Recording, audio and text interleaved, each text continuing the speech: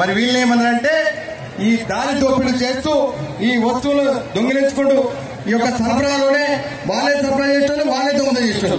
వాళ్ళని అందరినీ కూడా క్రిమినల్ ట్రైబ్స్ అన్నారు.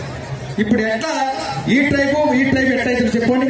అయితరా ముసల్మాన్ ట్రైబు, బ్రాహ్మణ్ ట్రైబు, ఆదివాసీ ట్రైబు, ఈ యొక్క క్రిమినల్ ట్రైబ్ ఒకటైతరా? నువ్వు నీ అందవా? కాదు.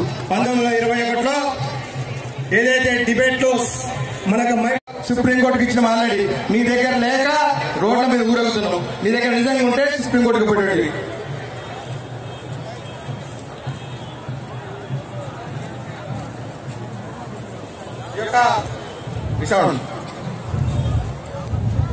ఈ యొక్క ఆదిమ జాతి 1920లో వచ్చినటువంటి తెగలు ఆంధ్ర, బిల్, బెంచో, చెంచు, కోయ, గోండ్, రాజ్గోండ్ లేదంటాడు. మరి 1920లో బ్రిటిష్ కింగ్ ఇచ్చిన రాజపత్రం ఇది.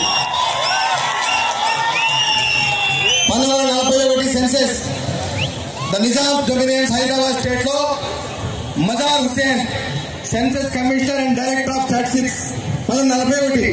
చుంచు రామకృష్ణ రాసిన పుస్తకం కాదు, లేకపోతే సీతారాం నాయక్ రాసిన పుస్తకం కాదు. ఇది నిజాం గవర్నమెంట్ లో డాక్యుమెంట్.